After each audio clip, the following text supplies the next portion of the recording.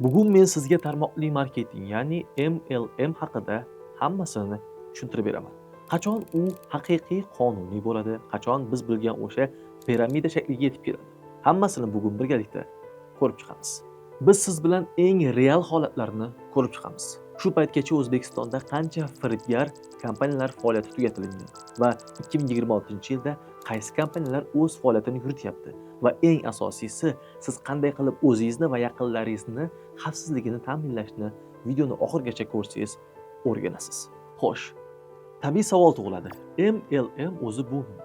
Bu inglizcha so'z bo'lib, multi level marketing, ya'ni ko'p pog'onali savdo degani. Ya'ni savdoni siz yaxshi tushunasiz. Biror mahsulot ishlab chiqariladi, u do'konga qo'yiladi va uni borib iste'molchilar xarid qiladi. Bu oddiy savdo. Lekin tarmoqli marketing boshqacha. Bu yerda do'kon yo'q. Bu yerda mahsulotni odamlar bir-biriga sotadi. Ya'ni tanishlariga, qo'shnisiga, do'stiga, yaqinlariga va oilasiga. Tushundingizda? Ya'ni kim tanishi bo'lsa o'shanga sotadi. Bu aynan tarmoqli marketing hisoblanadi. Ana endi juda ham bir muhim qism bor. Siz tarmoqli marketingda ikki xil yo'l bilan pul topasiz. Birinchisi, siz mahsulot, krem, nimadir, atir, shularni sotib, o'shandan kelgan foydadan pul topasiz. Ikkinchisi, siz orqangizdan kimnidir yetaklab kelasiz va o'shandan foyda qilasiz. Ya'ni siz kimnidir olib keldingiz, u mahsulot sotib oldi, undan sizga foyda. U yana kimdirlarni olib keladi, ular ham nimadir sotib oladi, undan foyda. Ya'ni siz turibsiz, sizdan keyingi odamlar, ulardan keyingi odamlar va ulardan keyingi odamlar. Va har bittasidan sizga foyda, foiz, ulush kelib boradi. Aynan piramida so'zi ham mana shu formadan kelib chiqqan. Ana endi yana bitta muhim narsani bilib olishimiz kerak. O'zbekistonda tarmoqli marketing taqiqlanmagan. Bu qonuniy hisoblanadi. Ya'ni eshitgan bo'lsangiz kerak. Oriflame, Faberlic, Herbalife va shunga o'xshagan kompaniyalar. Bular dunyodagi eng yirik tarmoqli marketing kompaniyalari hisoblanadi. Ya'ni tarmoqli marketingni o'zi bu firibgarlik emas. Bu savdo. Xuddi do'kon ochishga o'xshagan narsa. Lekin unda muammo nimada? Muammo shundaki, o'zini tarmoqli marketingman deb turib aldayotgan piramidachilar. Va aynan bugun siz bilan shu narsani ko'rib chiqamiz va bunga oydinlik kiritamiz. Haqiqiy tarmoqli marketingda markazda har doim mahsulot turadi. Ya'ni odamlar mahsulotni sotib oladi. Krem bo'lishi mumkin, atir bo'lishi mumkin, qanaqadir dori bo'lishi mumkin va ular uni sotib olib, undan foydalanadi va aynan foyda o'sha mahsulotni sotuvdan bo'ladi. Kimdirni jalb qilishdan emas. Piramidada esa markazda hech qanaqangi mahsulot turmaydi, faqatgina odamlarning puli turadi. Mahsulot yoki umuman yo'q, yoki shunchaki ko'z bo'yamachilik uchun qo'yilgan bo'ladi. Ya'ni siz mahsulotni sotuvdan emas, sizdan keyingi kelgan odamni orqasidan pul ishlab olasiz. Va undan keyingi odam, undan keyingi odam va undan keyingi odam. Bu shunaqangi davom etib ketaveradi. Siz mahsulotdan emas, o'zingizdan keyingi kelgan odamlardan ulush olasiz. Keling, men sizga bu ikkalasini ajratib beradigan 3 ta muhim savolni o'rgatib qo'yaman va bularni har doim esingizda tuting. Birinchi savol: men daromadni qayerdan olaman? Agar siz mahsulot sotuvidan oladigan bo'lsangiz, bu yaxshi savdo hisoblanadi. Lekin siz o'zingizning orqangizdan kimdirni jalb qilishligingiz uchun pul olayotgan bo'lsangiz, bu ayni piramidani o'zi hisoblanadi. Ikkinchi savol: mahsulotning narxi qanday? Ya'ni siz qo'lingizdagi mahsulotni bozordagi narxi bilan solishtirib ko'ring. Agar narx bozordagi bilan bir xil bo'ladigan bo'lsa, bu yaxshi savdo hisoblanadi. Lekin agar sizning qo'lingizdagi o'sha mo'jizaviy krem bozordagidan 4-5 barobar qimmat bo'ladigan bo'lsa, bu juda ham yomon degani. Ya'ni bu mahsulot shunchaki bahona. Ular narxni shishirishyapti. Tushundingiz-a? Ya'ni siz bozordagi narx bilan solishtirib ko'rasiz, agar bir xil bo'ladigan bo'lsa, bu yerda hech qanaqangi xavf yo'q. Lekin shunchaki ikkalasi bir xil tarkibga ega bo'lgan krem bozorda boshqa narxda, bu yerda bo'lsa osmon narxda bo'ladigan bo'lsa, bu ham piramidani boshlanishi hisoblanadi. Uchinchi va eng muhim savol: siz qo'shilishingiz uchun sizdan badal pul talab qilinadimi yoki yo'q? Shu narsani albatta so'rang. Agar sizga bizga qo'shilishing uchun badal pul to'lashing kerak, hatto puling yo'q bo'lsa, kredit olib bo'lsa ham deyishayotgan bo'lsa, u yerdan qoching. Chunki bu aniq piramida. Chunki siz sog'lom marketingga qo'shilishligingiz uchun hech qanday kredit olishingiz yoki-da badal pul to'lashingiz shart emas. Shunchaki o'sha mahsulotni sotib, undan foyda qilishligingiz kifoya bo'ladi. Agar sizga kredit olib bo'lsa ham qo'shil deyishyaptimi, u yerdan qoching. Chunki bu aniq 100% piramida hisoblanadi. Hech qanaqangi sog'lom savdoda bunaqa narsa ishlatilmaydi. Buni esda tuting. Ha, Oriflame, Fiberlik kabi kompaniyalar qonuniy, lekin bu degani ularda ishlayotgan hamma boyib ketadi degani emas. Eng oxirgi kelgan odamlar zarar ko'rishligi, hattoki umuman foyda ko'ra olmasliklari mumkin. Eng katta foydani eng birinchi kelgan tepadagi kichik guruh ko'radi. Pastdagilar esa katta ehtimol bilan zararda chiqadi. Ya'ni xulosa shunday. Piramida bu jinoyat. Undan doim qoching. Tarmoqli marketing bo'lsa qonuniy, lekin bu degani unda siz har doim foyda ko'rasiz degani emas. Ikkalasida ham bitta savol bering. Menga daromad mahsulot sotuvdan keladimi yoki orqamdan odam olib kelishimdanmi? Mana shu yerda siz ikkalasini ajratib olasiz. Endi bitta narsani tushuntiray. Nima uchun piramidani qulashi har doim muqarrar? Bu oddiy bitta matematika. Misol uchun, men piramidaga qo'shildim va orqamdan ikkita odam yetaklab kelaman. U ikkitasi bo'lsa 4 tani, 4 tasi bo'lsa 8 tani, 8 tasi bo'lsa 10 tani. Xullas bu doimiy davom etib boraveradi va qachondir butun shahar piramidaga qo'shiladi.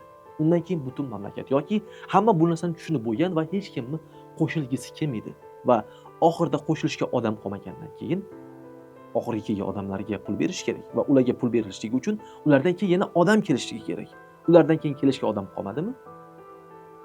Marhamat. Piramida shu joyda quliydi. Tushundingizmi? Ya'ni oxirgi keladigan odam qolmagandan keyin oxirgi kelgan odamlarga pul berilmaydi. Va mana shu joyda piramida o'zini bankrot deb e'lon qiladi va quliydi. Oddiygina matematika. Ko'pchilik bilmaydi, lekin O'zbekistonda tarmoqli marketing uchun qonun bor va bu qonun birinchi marta biz bilishimiz kerak bo'lgan tushunchalarni belgilab berdi. Qonun 3 ta narsani aniq qilib berdi. Tarmoqli marketing nima, tarmoq tashkiloti nima va sotuvchi agent kim? Sodda qilib aytganda tarmoqli marketing bu tovarlarni sotuvchi agent orqali chakana ravishda sotish hisoblanadi. Bu hech qanday noqonuniy narsa emas. Bu qonuniy hisoblanadi. Qonun yana bitta muhim qoidani kiritdi. Endi tarmoqli marketingni ham o'zini statsionar joyi bo'lishi kerak. Ya'ni o'zini rasmiy do'koni bo'lishi kerak va mahsulotlar aynan o'sha yerda sotilishi kerak. Endi yana bitta narsani bilib olishingiz kerak.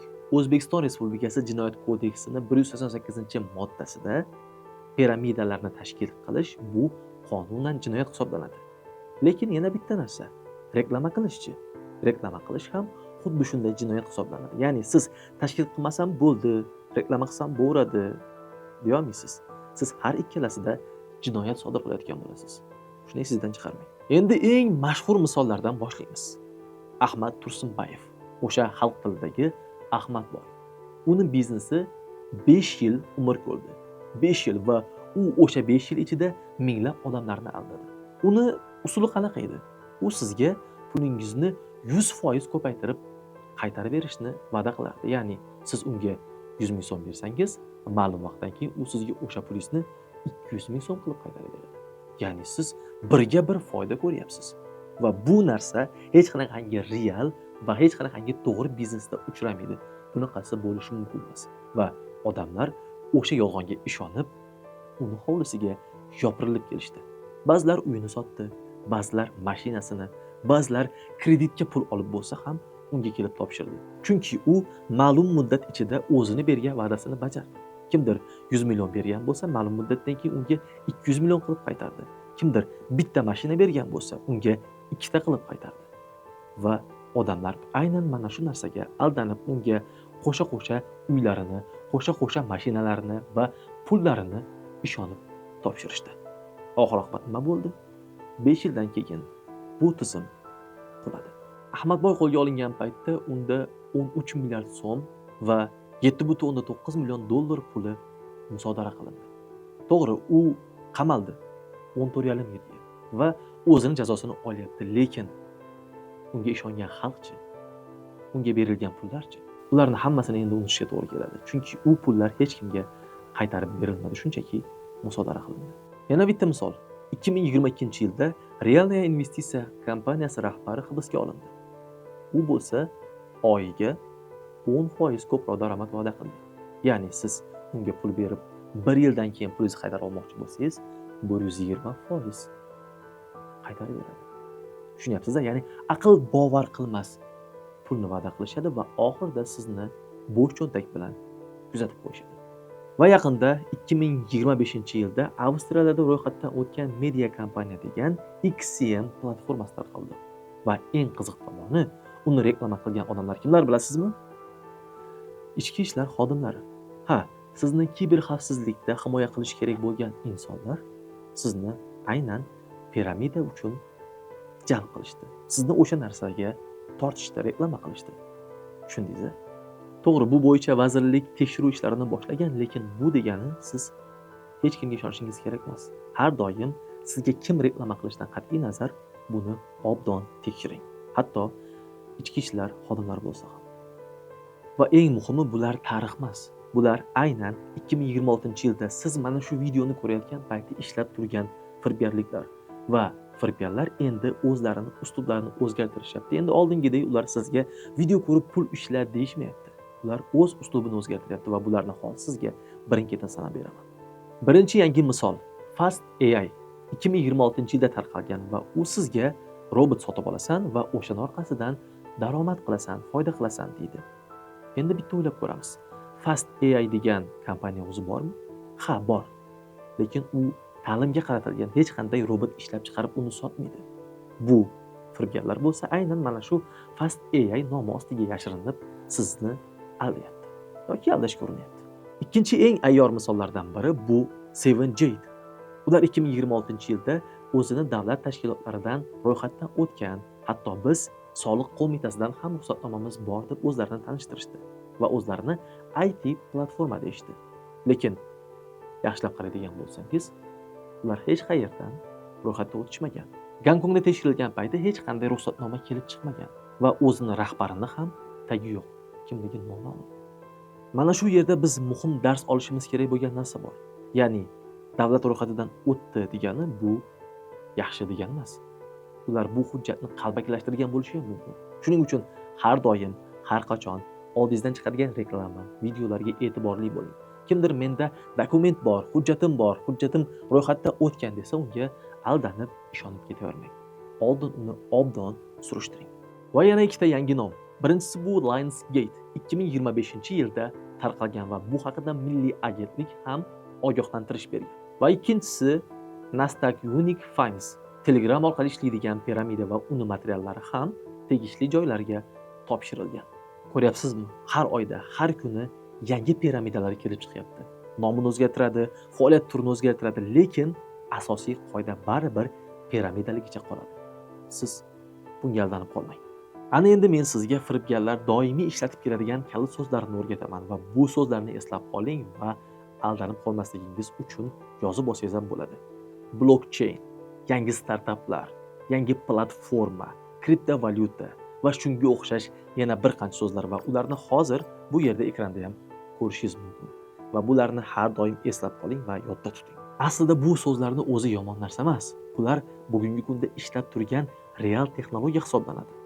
Gap shundaki, firibgarlar aynan shuni bilganligi uchun bu so'zlarni kalit so'zi qilib ishlatishadi. Chunki ko'p odamlar bu so'zlarni hatto talaffuzini ham bilishmaydi va men tushunmayman, lekin baribir ishonchli narsaga o'xshayapti deb pul tikaveradi.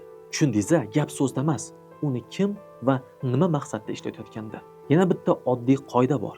Agar kimdir sizga daromad manbai qayerdan kelishligini tushuntirib bera olmasa, bu juda ham yomon belgi. Chunki odatiy savdoda sizga savdodagi pul qayerdan kelishligini oddiy qilib tushuntirib bera olishadi. Masalan, mana mahsulotni ishlab chiqaramiz, uni sotamiz, o'shandan foyda keladi. Lekin sizga foyda qayerdan kelishligini to'g'ri tushuntirib bera olmasa va qanaqadir osmon o'par so'zlarni gapirishni boshlasa, u yerdan qoching. Chunki bu 100% piramida hisoblanadi. Tushundingiz-a? Agar sizga daromad qayerdan kelishligi aniq bo'lsa, bu ochiq savdo. Agar daromad qayerdan kelishligini aniq tushuntirib bera olsa, bu ochiq savdo. Ya'ni yaxshi savdo. Agar daromad qayerdan kelishligini tushuntirib bera olishmasa yoki gapni aylantirishni, chaynashni boshlasa, u yerdan qoching. Bu piramida hisoblanadi. Tushundingiz-a farqini? Ana endi videoning eng muhim va eng chuqur qismiga yetib keldik. Siz piramidada yo'qotadigan eng katta narsa bu sizning pulingiz emas. Bu munosabat hisoblanadi.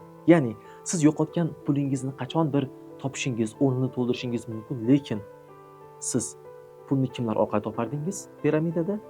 Siz ortingizdan odam jalb qilishingiz kerak edi va siz kimni jalb qilasiz? Sizga begona ishonmaydi.